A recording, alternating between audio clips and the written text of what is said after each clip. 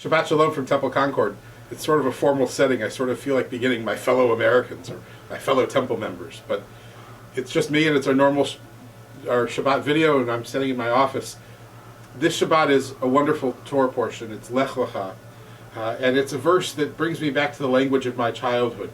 Lech Lecha begins with God saying, "Go ahead, Abram, it's time to get moving, get going, go forward." Now where I grew up, this was, "Go ahead now, get a move on." Or if my father was speaking, it was, "Hustle your bustle, mister." It was, it's time to stop talking, it's time to stop dallying, and it's time to start doing.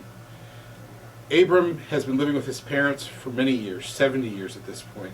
God says, "Abram, it's time. It's time that you move from thinking to action." And in a sense, that's what we do as Jews all the time. We're constantly trying to figure out how do we take our beliefs and live them and practice them. So the Torah portion comes along and says, it's time now. The world needs us as Jews to act, to go and make the world better, to make the world more whole, to make the world more filled with peace.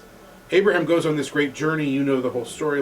Ends up in the land of Israel, becomes the father of our people, and so on and so forth.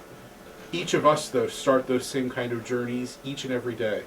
The question is, are we going to act, or are we going to sit back and be afraid? Abram says, it's time to act. God says it's time to act. The question is, do we hear that call? I don't think we need to wait for God's call the way Abraham did.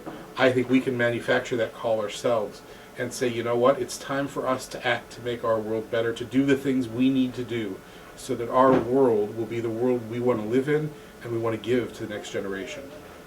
Shabbat services this Friday evening will be at 6 o'clock.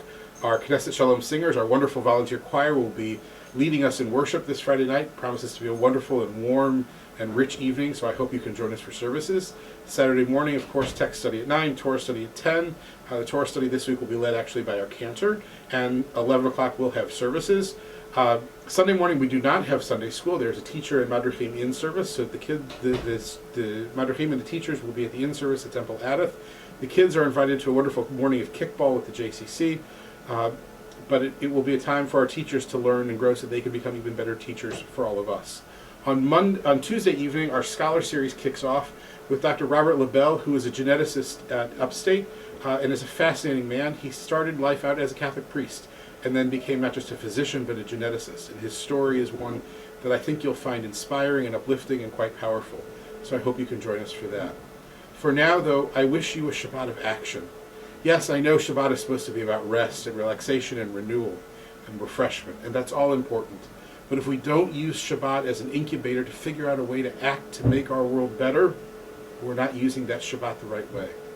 So I wish you a Shabbat that has the relaxation and renewal and refreshment, but also that allows you to plant seeds to see how you can make the world better and how your actions can work as a partner with God to make our world the world for which we pray each and every day. Shabbat Shalom for now. Look forward to seeing you at the temple.